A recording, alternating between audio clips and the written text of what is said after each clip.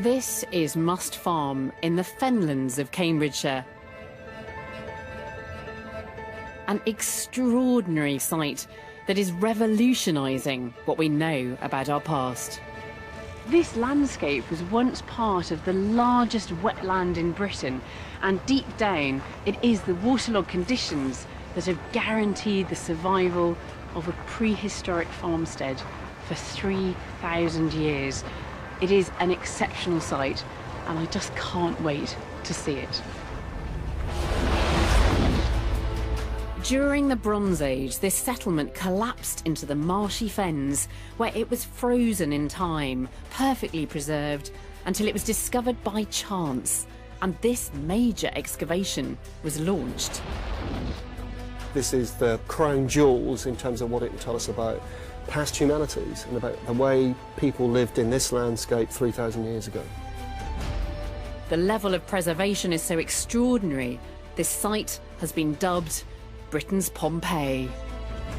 For the first time, we can step inside our Bronze Age ancestors' homes and discover uneaten meals, pristine farming tools, beautiful glass jewellery, and the biggest collection of Bronze Age fabric ever found in Britain. Evidence of the first complete textile making process. This excavation is posing new, intriguing questions. How were the houses built? How did the people survive here? And was their world peaceful or violent? The answers may unlock the mystery of how our ancestors lived. Over 10 months, the archaeologists are working to unearth evidence which they hope will help them to solve this puzzle. But this excavation promises to shed light not only on this ancient settlement, but also on the very roots of our modern world.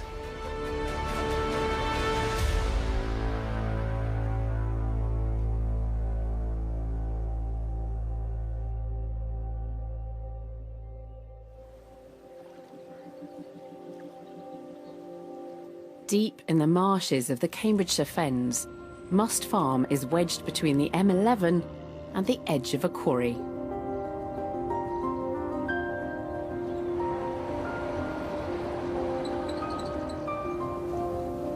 The village was built in the Bronze Age, about 1,000 years before the Romans invaded Britain.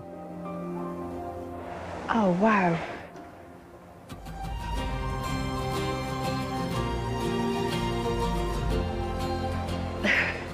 Oh, this has just sent a shiver down my spine. This is amazing. I cannot tell you how unusual this is. Most prehistoric sites, you're looking at the sediment, the soil, and you've got to try and imagine what was there. And it's so rare to get wood preserved. Look at this. It's all there, in situ, intact. 3,000 years old.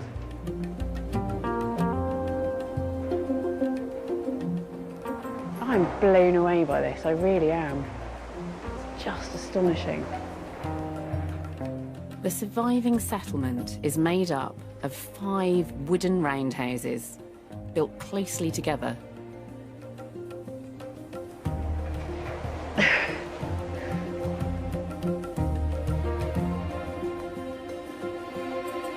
I want to get down in there and have a look. There is so much domestic detail here, we'll be able to piece together how ancient Britons arranged their homes. From cooking to storage to crafts. We can see quite clearly the layout of the settlement from up here.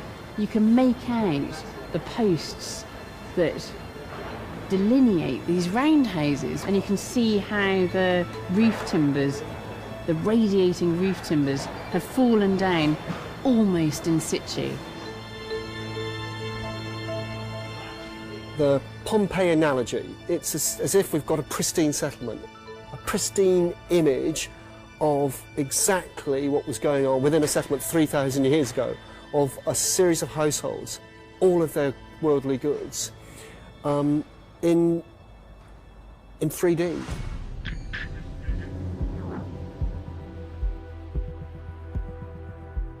There's another house behind there, but we've only got a fragment of it. For site director Mark Knight, this is an unprecedented opportunity to understand the intimate lives of our Bronze Age ancestors. It's unbelievable, isn't it? It's beyond any sort of dream of what you could do within archaeology. While wood expert Mike Bamforth has a once-in-a-lifetime chance to investigate the structure of a Bronze Age village. For a wood specialist, this is about the best site you could ever imagine to find. Wood survives in any environment where microbes and bacteria can't go to work on it. So in frozen environments, in very arid environments, and in wet environments where eventually all the oxygen's been taken out of the system. Excavation is a painstaking task that can't be rushed. Every find and piece of wood is carefully cleaned of soil as the layers are slowly stripped away. Exposed to the air for the first time in 3,000 years, the timber will begin to dry out and decay, so it must be kept wet.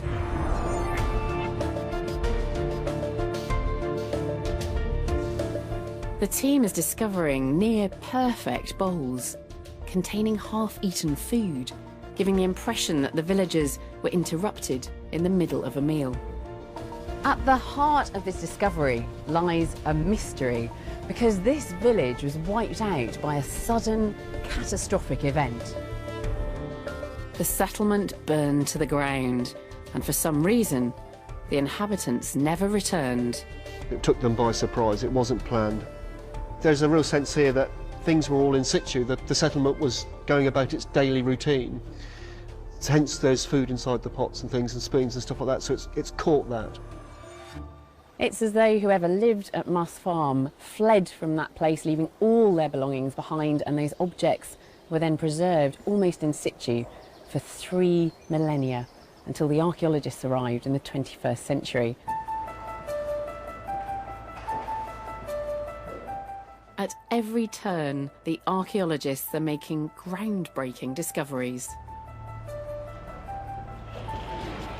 So you can see, yeah, it's got this kind of ridge running through the top of it. It's quite, you know, as you can see, it's quite substantial. The actual piece of wood itself, it's running all the way underneath, so who knows how far it goes that way or that way. And it goes over, it seems to be going that way as well. This bit's quite weird as well. This, I mean, it's probably a post, like, yeah, like this one, but the fact it's kind of looks like it's kind of connected to this big piece makes it seem as if it's something different. I don't know. As the object is uncovered, it becomes clear that it is something different. A find that demonstrates the people living here had access to the most sophisticated technology. This is the earliest complete wheel ever found in Britain. I mean, this is the best preserved, most complete one from this area. That's all I need to say, really. I mean, it's just bigger and better than anything else, and complete. It's the fact it's complete is wonderful. It's so important, wood expert Maisie Taylor has come to examine it before it's fully excavated. It's unbelievably compressed, so it would have been quite a lot thicker than this originally. Evidence for the use of wheels in Britain at this time is scarce. This incredible discovery suggests the team can look forward to unearthing a wealth of new evidence. The Must Farm excavation promises to answer one of the big questions about the Bronze Age. Exactly how connected was Britain to the rest of Europe?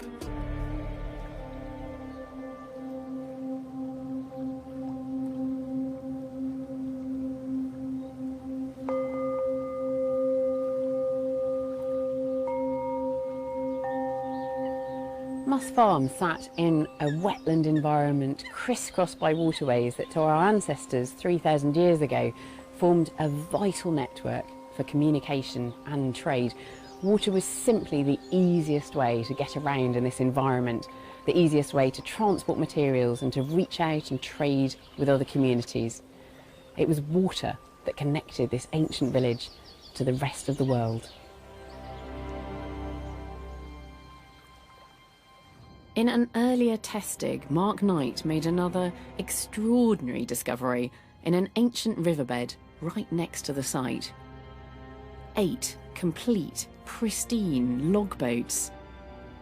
Wherever you go along this channel, there are boats. And that is if ever there was a testament to the richness, but also the scale of human activity along this channel, then that's it for me, I think. The unprecedented scale of this find is conclusive evidence that the villagers were not living isolated lives. What would happen to us if, in this modern world, we didn't have the internet? How connected would we be? And you feel in a way that the logboat and the rivers was that sort of network, really, that sort of connection. We know there was some trade between Britain and Europe at this time. Hopefully Muss Farm can help us understand how much trading went on and how far Britain's connections stretched. As the team dig deeper into the villagers' homes, they notice the fire damage to the wood occurs in a strange pattern. Carl, this has to be one of my favourite pieces of wood. You've actually got the structure still intact here with this piece of wood with the sockets in it and these joints coming through, these pieces coming through from the other side. Lovely mortise and tenon joints. They're beautiful. This is what I would call differential charring. So you've got some moderate charring, some cracking there of the wood, and some places where there's no charring whatsoever. There's no sign of any fire damage whatsoever. This is just changing. Carl is puzzled as to why timbers higher up in the house are damaged, but those lower down are not. What's that over there? This is a wooden bowl, so it's almost entirely charred, but it's right next to another base plate like this, I think, that's only just touched. So I think what you're looking at there is a difference of height within the structure. So the bowl has been higher up when it's been sat in life in the structure. The base plate is sat at floor level, like a skirting board, and most of the heat within a fire is going to rise through the structure. So the bowl has suffered for longer because of that convection heat, whereas the base plate has been quite protected. So do you have any idea at the moment, and this is a difficult question because I know there's so much more data to come out of this side, but do you have an idea at the moment where this fire might have started? No. As the fire investigation continues, the team realise that the roundhouses were constructed in an unusual way. If we look at some of the bigger uprights, so this upright here, there's no signs of any charring on it. It's directly next to large timber members that have charring. So that level of protection suggests that that's below floor level, that our floor is somewhere up here, and all of that, the damage of the fire is then falling down to this level later on. This same feature repeats across the village. So we're just sitting here on the edge of Roundhouse 1, and as we're peeling the roof timbers away, we're starting to feel that we've got hints of a raised floor structure. We know the raised floor structure was here because we've got these long lengths of support posts that haven't been burnt at all. This is an incredible discovery. It turns out that the houses were built on stilts over the water, and that's why the posts below were protected from the fire. No Bronze Age village built in this style has ever been found in Britain.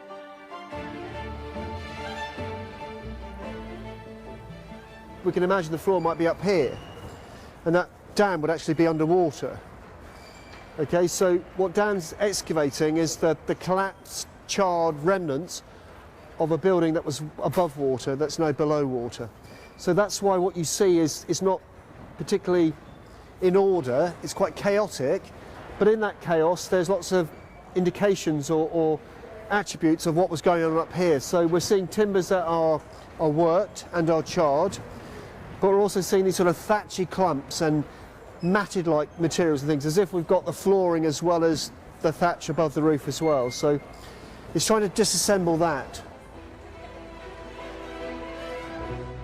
While a settlement like this is new for Britain, you can see something very similar in mainland Europe.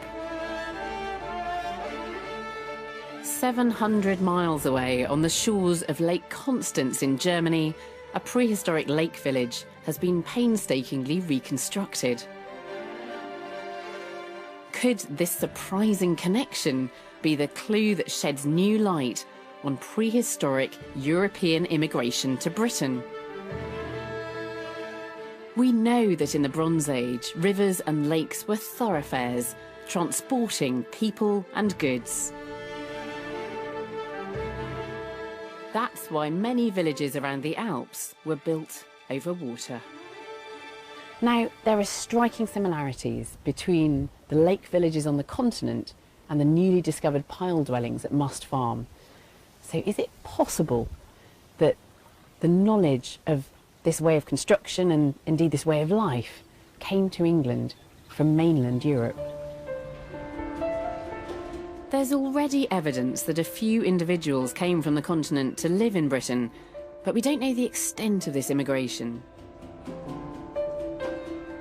This important new evidence suggests that 3,000 years ago, an entire community may have migrated from mainland Europe to the Fens.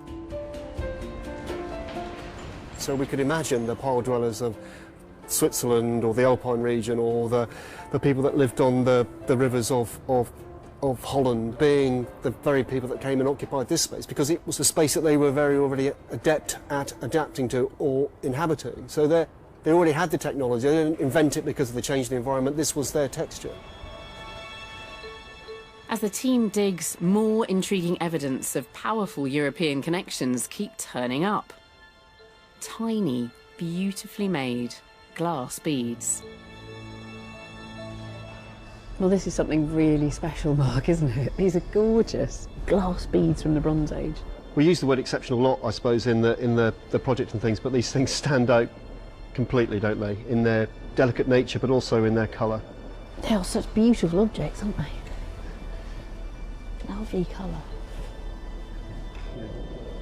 That's just fantastic, isn't it? I mean, did you have people saying to you, are you sure this is Bronze Age? Yes. Is this not later, is it? Yes. Is it Iron Age? When we first started recovering so many beads from this context, there were sort of raised eyebrows about the fact that we were saying this was a late Bronze Age settlement, because beads aren't found in this quantity. Mark has sent the beads for analysis to try to pinpoint where they come from. The indications were straight away that they were exotic. They went from round here, and we were given sort of indications that they were Central European and things like that. And I think that information is being more refined now, and we're now starting to get indications that it's even further afield, sort of thing. So, sort of Mediterranean and those sorts of areas.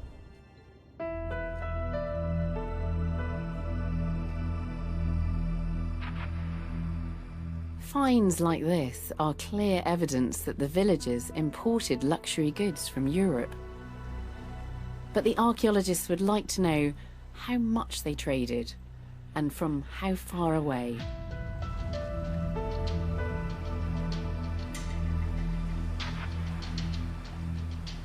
This is the River Po in northern Italy, and close to the ancient course of this river, archaeologists found a vast prehistoric trading centre, an emporium dating to the Bronze Age. Raw materials were imported from across the known world and worked up into finished objects for export. It was production and commerce on an industrial scale. The site is known as Fratercina. Professor Mark Pearce from the University of Nottingham has come to interpret some of the incredible finds for me. Mark, this is such a wonderful collection of objects from Fratercina. What do they tell us in terms of the connections of this place? Oh, amazing. This is a connection that goes from the far end, the eastern end of the Mediterranean, right up into Central Europe. This is a centre of the world in the Bronze Age. It's exciting. So should we start with these then? What are these little beads? Wow, now it's a good way to start. Now, these are beads that are made out of ostrich egg. Do you want to grab them? Just be, got them there. I'll be very careful. Now, ostrich egg comes to Fratesina up the Adriatic as a raw material, and it's transformed here into beads. So it hasn't arrived as a no, finished no, object? No, this isn't a place which is bringing in finished objects. This is a place that's bringing in raw materials and transforming them. And it is the Bronze Age we're talking about, so there is evidence of metalworking here. Yes, here's a mould for making rings, and you can see how the copper flows down the groove. So there would have been another half to this Yeah, mould, there'd be another and half. you pour the copper in the top there. So, and then you break off each ring, and you can see where it's been broken off. It's not been finished, this one. Yeah, amazing. A vast range of raw materials was shipped to Fratesina. Amber from the Baltic, ivory from as far away as Asia. It's clear that the must farm villagers weren't alone in their love of exquisite things. Now, I think we've come to the most spectacular thing last. Yes, well, these eye beads and barrel beads are made here in Fratesina. Fratesina is the major centre of glassmaking that we know, the biggest centre of glassmaking that we know in this period. They are beautiful beads. They're really wonderful. So it's not just glass working, it's also glass making here at Fratesina. And here you can see some ingots of glass in various colours. This one's really interesting because you can see the shape of the ingot, and you can see where the pincers sank into the semi-molten glass as the glass worker picked it up. That's absolutely amazing. You've got the actual operations of the glassmaker preserved in this ingot. Oh, it's fantastic, isn't it? It's preserved a moment in time, that has. Yeah, absolutely. Experts are developing scientific techniques that may soon be able to map exactly how Fratesina glass and those beads found at Must Farm travelled around Europe. More recently, there's been an awful lot of really interesting work on using isotopes and other methods to actually try to understand where the raw materials for that glass came from. And that's really at its beginnings.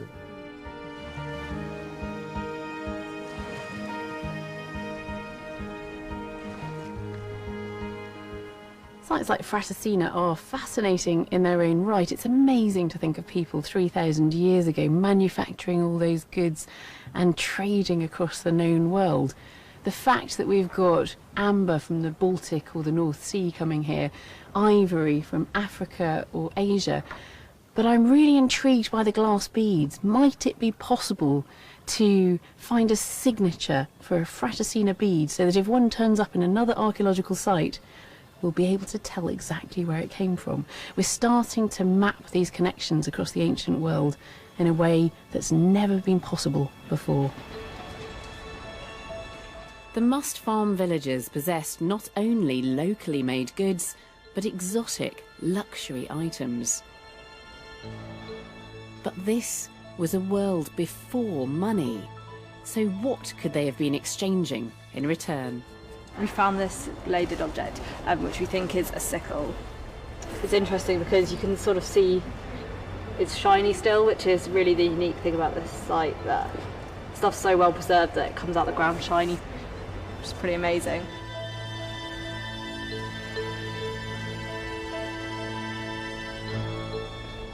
This is number 6 in the number of sickles that have come out of the site so far, and it's the second from Roundhouse 1. Thank you. It's a little hand sickle. Still fairly sharp. Yeah. That's amazing. And this looks interesting down here, Mark. Yes, well again, so there we go. We've got a socketed axe. Yeah. It's one of several that's come out of this roundhouse. Ooh. Oh, wow. You can see, and it, again, like everything else, it sort of comes out looking like bronze and not green and things. So it's got that real sense of being pristine. Heavy, yeah. And I think that lovely. maybe that's another aspect, isn't it? Another attribute of this excavation is that how fresh everything looks. Yeah. You know, that's the fourth of that type to come out of this house. So that's 4 from one structure.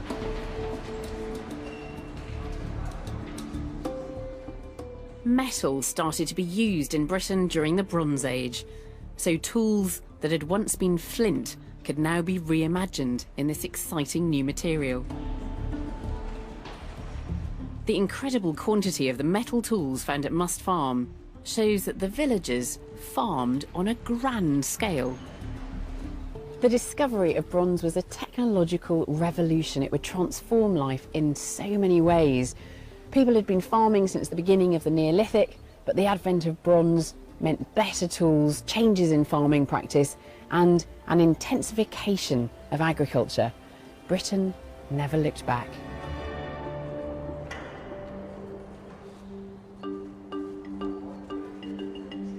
The team has also discovered an abundance of animal bones alongside the tools for farming and bowls of cereal. The villagers were herding livestock as well as cultivating crops. In this fertile environment, they may well have produced more than enough, and Mark Knight believes that this agricultural surplus could have been used for trade. We know that the Bronze Age was marked by a huge intensification and expansion of agriculture. But how did the Must Farm villagers keep track of the seasons and manage their crops?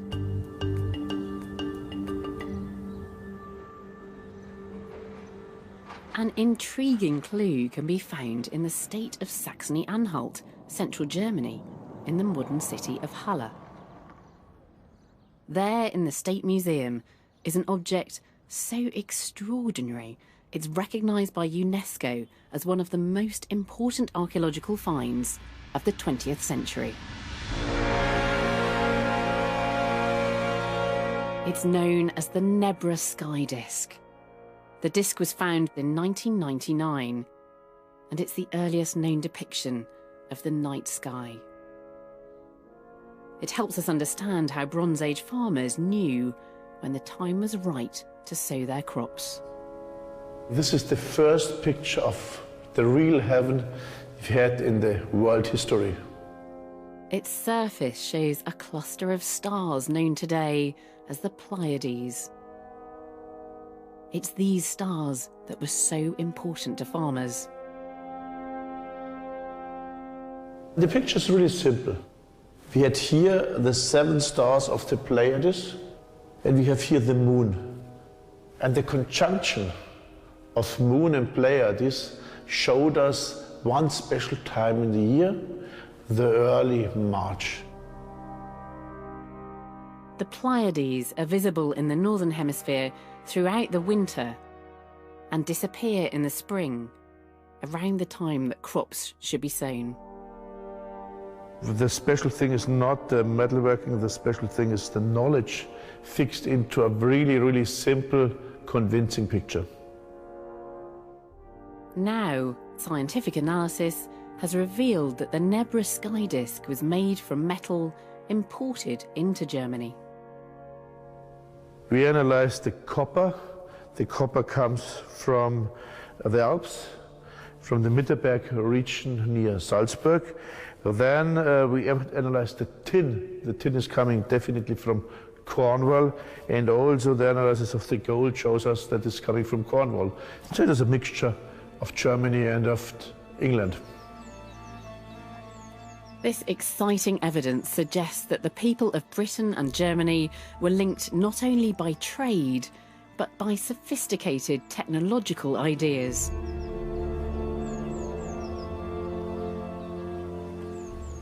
Modern scientific techniques like the chemical analysis of metal are proving just how dynamic and connected Europe was 3,000 years ago. The demand for metals and for luxury goods led to a system of exchange that prefigured modern international trade. And these connections would have a profound impact on the developing culture of Europe.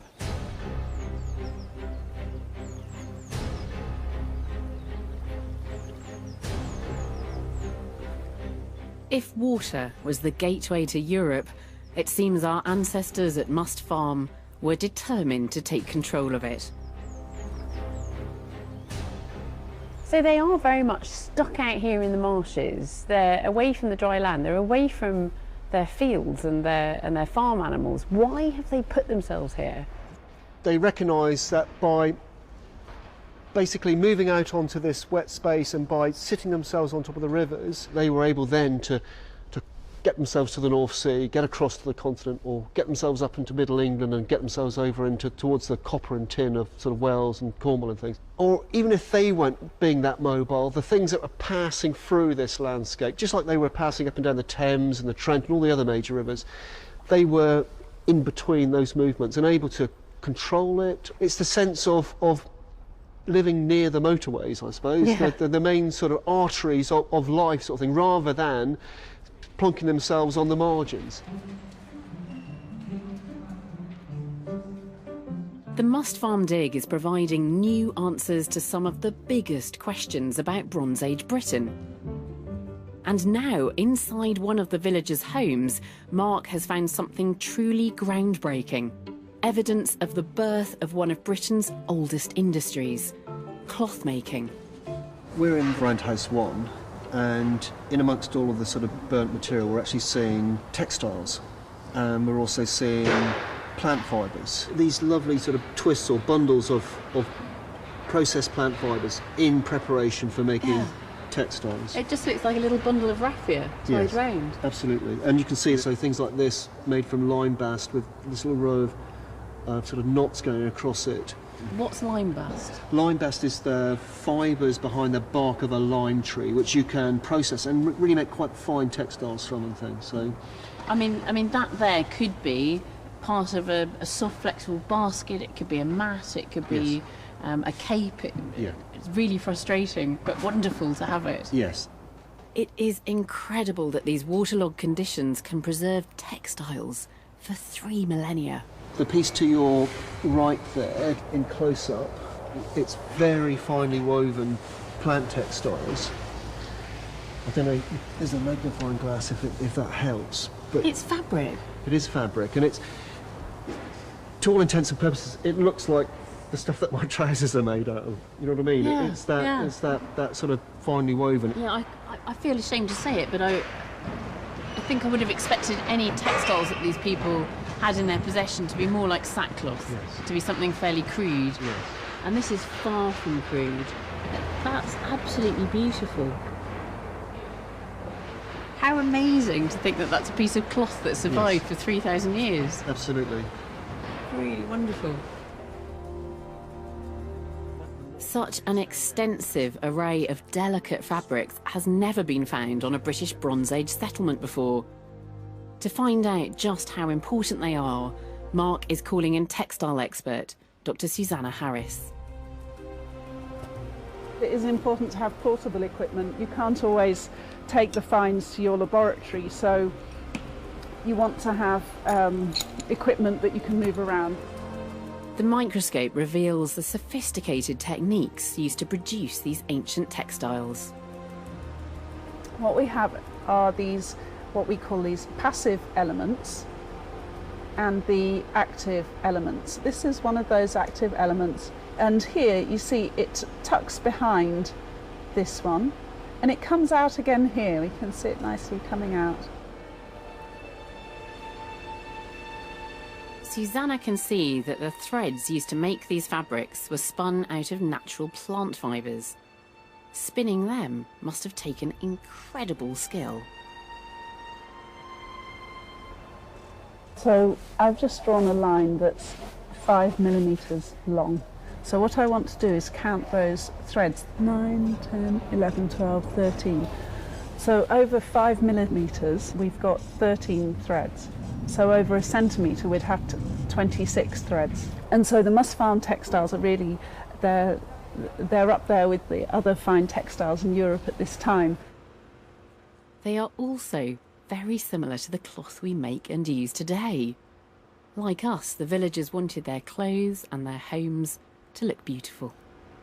Just because they look black and brown now doesn't mean that was what they're like in the past, and indeed that's part of our research, is to try and understand them as they were made and in all their glorious textures and colours.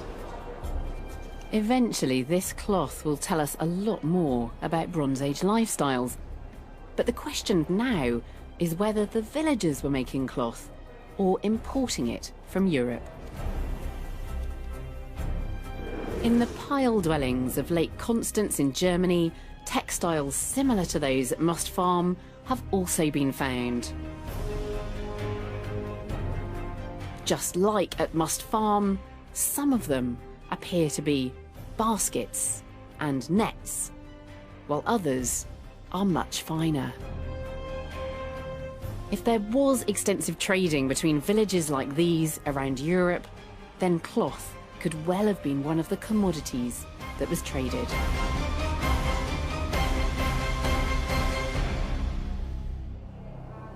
But as work progresses at Must Farm, the team discovers something never seen before in Britain, a full set of the tools needed for cloth making. And there's this rather large object here. What's that? Okay, so the sort of thing that looks a bit like a cricket bat is being known as a cloth beater, and the idea is that this is an object that you are hitting the flax stems with in order to turn it into plant fibres. It's actually sitting in a groove, Yeah. with the plant stems placed across it, and then this thing is being sort of pivoted and pounding down until you start getting the sorts of fibres that we were seeing in the bundles inside Roundhouse 1. So you've got quite a few stages in terms of production. As you find one element, you start to build the broader picture of its production.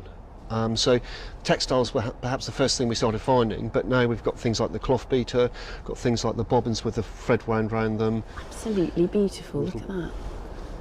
That's a wonderful, wonderful tiny object with, it looks like a piece of wood. Yes. And then the thread wound around it. Yeah.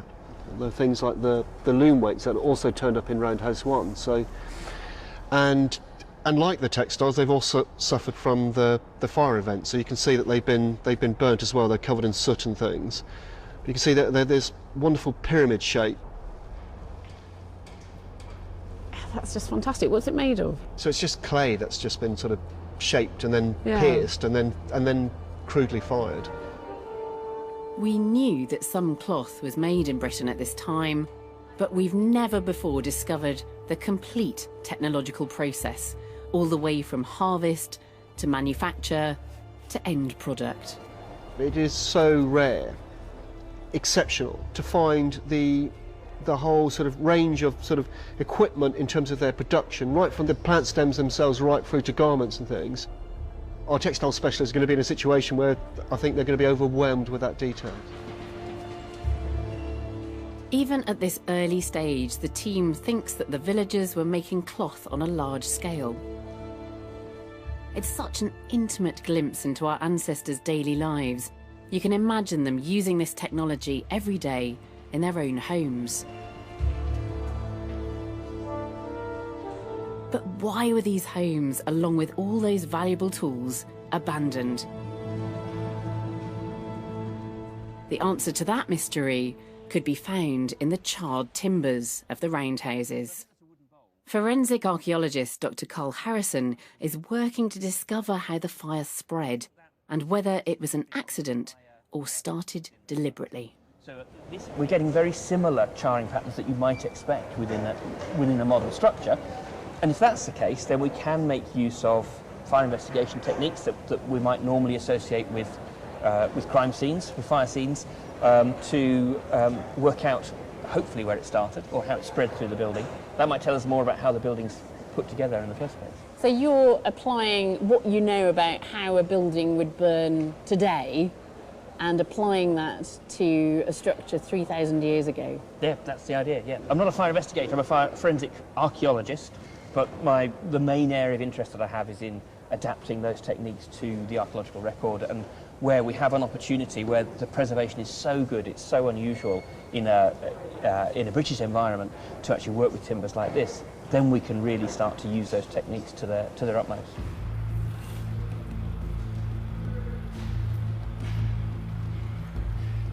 After such an extensive initial examination, Carl is now focusing down on where and how the fire might have started. I think as we investigate further and we understand how the fire developed, we'll know a little bit more then about whether what we're looking at is a fire that ignites and begins and develops in this structure and then spreads across to the other, or whether we've got two separate fires that both start within the structures, in which case that suggests much more that there's an intentional desire to burn. If it's an accident, we would expect it to be an accident in one place and for it to spread across the site. If it's intentional, then maybe we'll have multiple fire points. The archaeologists also want to discover how fast the fire spread and how long the villagers had to escape. The next stage in the fire investigation is the construction of an experimental roundhouse.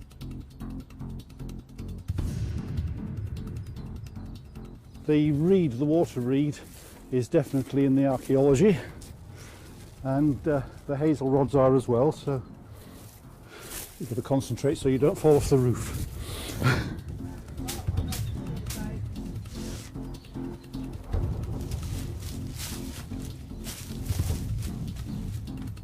Once it's complete, Carl and his team will set it alight and track the intensity and pattern of the flames.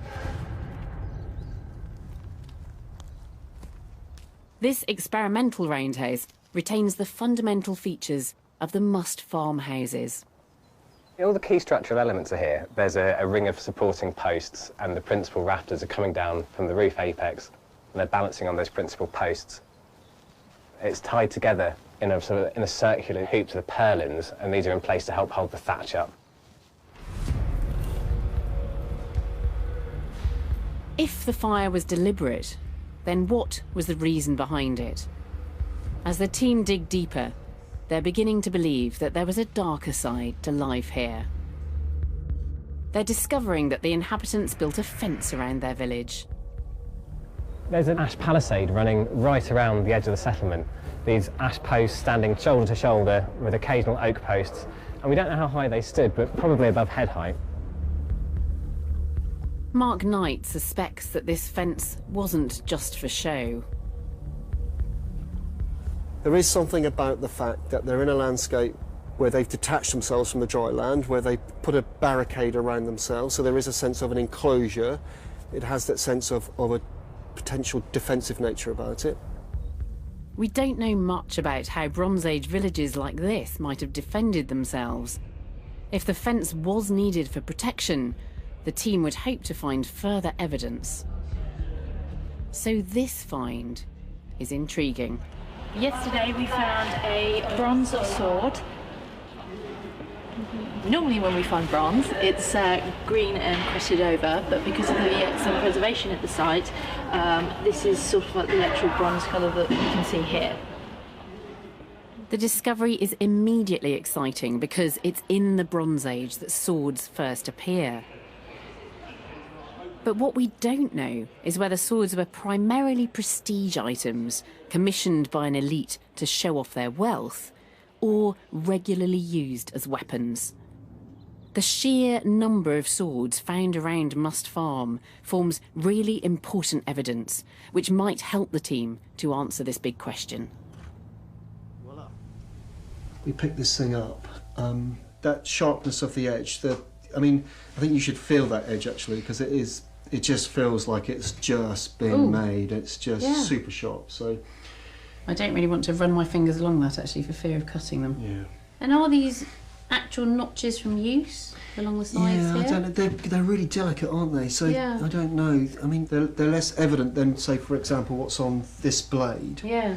So we've already got a break, but equally we've got these deep, deep notches, and you can see the little burrs sort of going back where something just hit it. And that might be indicative that the object itself was actually used in conflict. So is this the evidence we're looking for, that Bronze Age swords were not just luxury goods, but needed as weapons in everyday life? And the fact that you've got swords like this here at the settlement, does that suggest that that they were fairly ubiquitous, that they're not being carried by, a small elite group of warriors, but that actually you would expect perhaps most men to be carrying a sword? People talk about them always being disposable, but I don't know if that's quite the case, but there does seem to be a lot of these weapons in this environment. Presumably this does speak of a certain level of violence in this society. It's strange, isn't it? We get ourselves into sort of a twist in our interpretation as archaeologists and things. We start talking about the sort of weapons being sort of symbolic and things, and the idea that they don't represent warfare and they were there as status symbols and all those sorts of things. And we get so far down that route, the actual idea that they were ever weapons seems to have sort of disappeared, sort of thing. And yet, you felt the edge of that. You could see how they're made. They are weapons. They are there for. They're not for hunting. They are for killing. To give us a better understanding of how our ancestors made swords, swordsmith Neil Burridge is going to try to make one using original Bronze Age technology.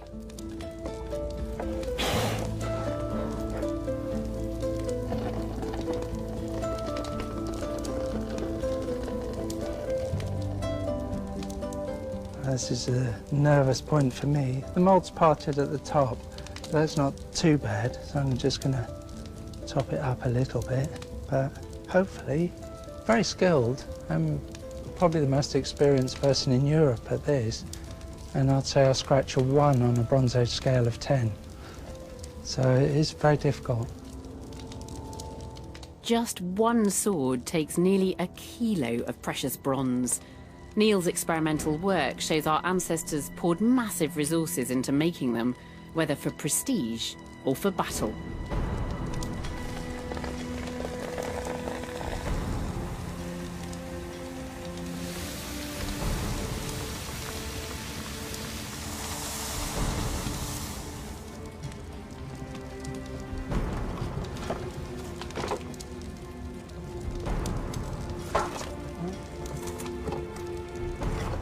So you can see the more fragments have broken off.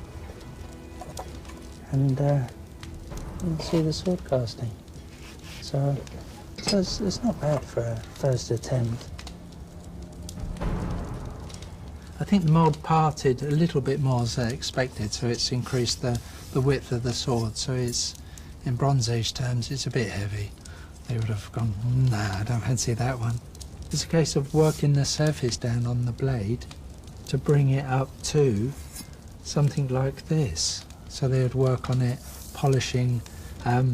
They use something that's locally available.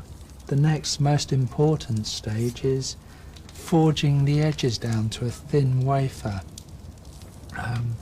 This is very skilled and it's done with anvils and hammers.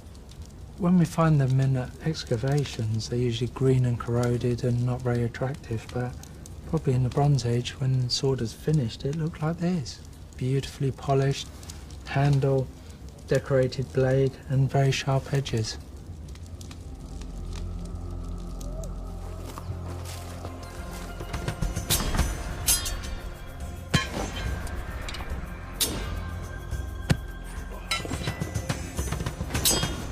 The notches on the swords found at Must Farm are being fed into an ambitious new study to analyse Bronze Age fighting techniques run by Newcastle University. This starts far apart and immediately moves close. There's not really much in between. You're either unable to reach him or you're both literally face to face. And it's a very exciting way to fight, certainly. Dr. Andrea Dolfini is studying hundreds of British Bronze Age weapons. The problem I'm trying to address is we know these weapons would have been used for fighting, for combat, for raiding in the Bronze Age, but we don't know exactly how. The weapon itself, because it's so short, effectively you're using what you could consider to be a long knife. Because of that, you have to get in so much closer, so much more personal. The marks left on the swords as they clash help Andrea to build an accurate picture of Bronze Age battle. We've seen very similar on the Bronze Age swords in that the dent is opened up, probably the two blades met and then swing in that direction and open the dent. It's a very brutal, very visceral pursuit, but it requires a degree of intelligence, and so it's all about learning to read your opponent, and really, and ultimately, is to impose your will upon your opponent.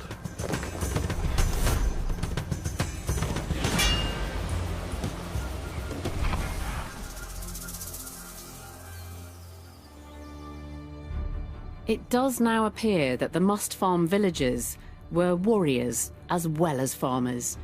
The team is unearthing lots of well-preserved spearheads.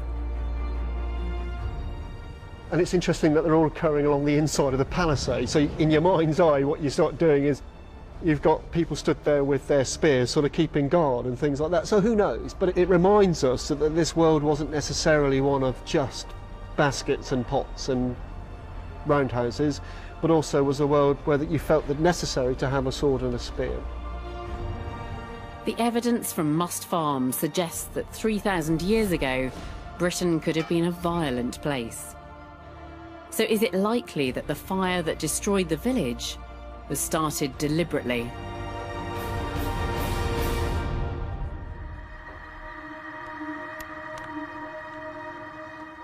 Forensic archaeologist Carl Harrison has been building a picture of what happened when the village caught fire.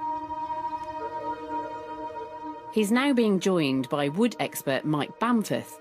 They're going to set fire to the reconstructed roundhouse to see exactly how the flames might have behaved. I've come with some temperature monitors and a monitor that will give us an indication of the amount of radiant heat that's going to escape from the building sideways, so that should help us understand how fire might have spread at Must Farm, perhaps. And Mike, what are you hoping to get out of this experiment? I think how much the house is standing at the end. Something we don't understand at Must Farm is whether the house went up in flames and then it came crashing down as part of the fire, or if it burnt and was still partially standing and then later on it's collapsed and fallen down. Oh, it's going to be amazing. Carl believes that the fire started inside a house, so that's what he's recreating. The flaming energy that's going to come off this when it's lit is going to be sufficient to carry the fire up to the roof. In discovering how fast the fire spread, Carl can also build a picture of how long the villagers had to escape. How long do you think this fire is going to last? Is it going to go up quickly, or are we going to be here all night? I think it will develop quite quickly. I think within 6 to 7 minutes we'll start to see some involvement in the roof space. 30 minutes and I'd expect the roof to be totally involved and then starting to collapse. There's the speed of ignition up to the roof, and you can already see the yellowing smoke that's starting to come out on this side in particular.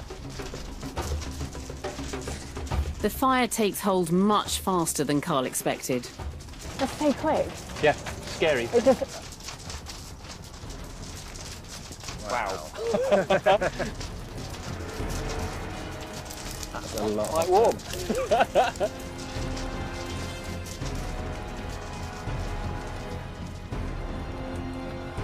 The heat that we can feel here is all radiant heat that's spreading laterally. So this is what's going to be striking the other buildings in our Bronze Age setting. With houses so close together, the whole village would have gone up incredibly fast. Well, you can see that the roundhouse shape is sort of making it cyclone. That's cold air being I drawn can see embers Yeah. spiralling round inside it there. You can imagine panic sweeping through the settlement, the villagers running in terror, forced to leave their precious homes behind. Oh, it suddenly got really hot. The roof's just falling completely cold. So that has been quick. How long, do you know what time we started the fire? I think that can only be 10 minutes, really. Yeah, it's can't be not much been more long, than has that it? at all.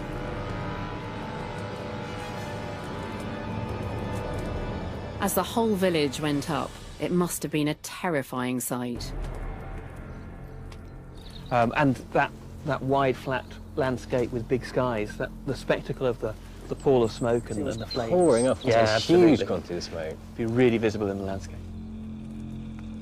If this village was torched by an enemy, then it was a stark and dramatic statement of power.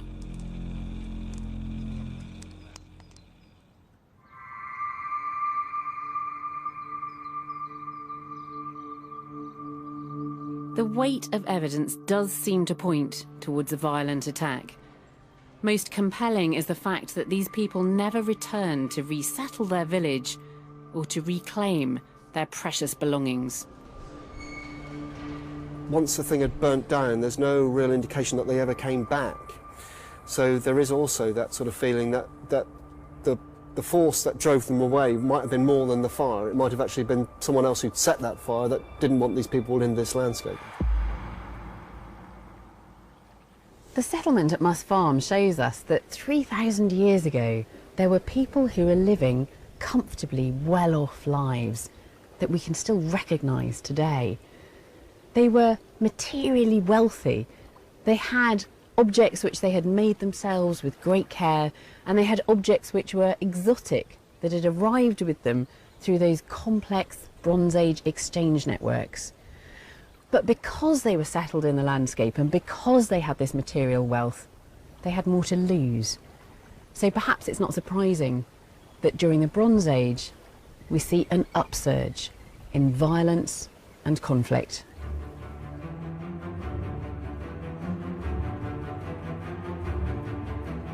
The excavation at Must Farm has vastly expanded our knowledge of Bronze Age Britain and taken us closer than ever before to the people who lived there.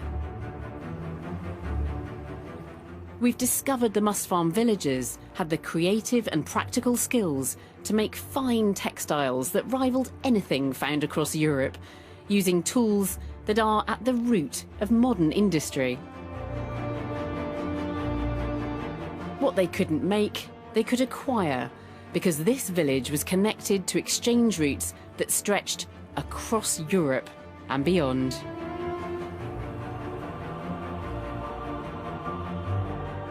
"3,000 years ago, our ancestors used technology and complex scientific ideas to transform their world.